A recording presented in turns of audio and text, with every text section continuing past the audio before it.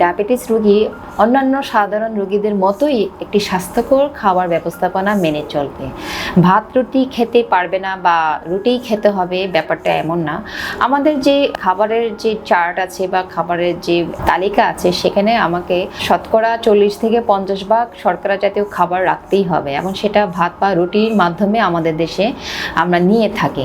আসসালামু আলাইকুম, আমি ডাক্তার মারুফা মুস্তারি, ডায়াবেটিস ও হরমোন বিভাগে সহকারী অধ্যাপক হিসেবে কর্মরত আছি বাংলাদেশ মেডিকেল বিশ্ববিদ্যালয়ে আর রেগুলার প্র্যাকটিস করছি লেভেইট কার্ডিয়াক হসপিটালে। হরমোনজনিত কোনো রোগ সম্পর্কে যদি জানতে হয় তাহলে আমার পেজে একটু নিয়মিত থাকবেন। ডায়াবেটিস শনাক্ত হওয়ার পরে অনেক রোগী জানতে চাই ভাত খেতে পারবেন কিনা, বা অনেকেই যেটা করেন ভাত রুটি সবই বন্ধ করে দেন। এটা মোটেই উচিত না। এখানে যেটা হয় খাবারের একটা ইমব্যালেন্স হয়, যার কারণে অনেক ধরনের মেটাবলিজমের যে সমস্যাটা হয় সেটা খুবই মারাত্মক। ডায়াবেটিস রোগী অন্যান্য সাধারণ রোগীদের মতোই একটি স্বাস্থ্যকর খাবার ব্যবস্থাপনা মেনে চলবে। ভাত রুটি খেতে পারবে না বা রুটিই খেতে হবে ব্যাপারটা এমন না।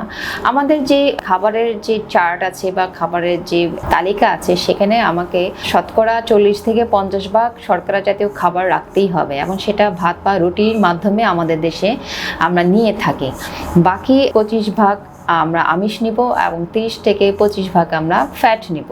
অর্থাৎ সহজভাবে যদি বলি, একটি প্লেটের 4 ভাগের 1 ভাগ ভাত বা রুটি, আর 1 ভাগ হচ্ছে আমিষ জাতীয় খাবার, আর হাফ হচ্ছে শাকসবজি।